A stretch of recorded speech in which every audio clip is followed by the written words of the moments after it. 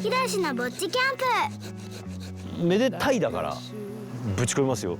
春の夜を温めるおめでたい焚き火料理に舌鼓。秩父の自然がひろしを枯れた萌え心の世界へと誘います。こういうのに燃え始めてくるっていうのはやっぱ年取ったのかな。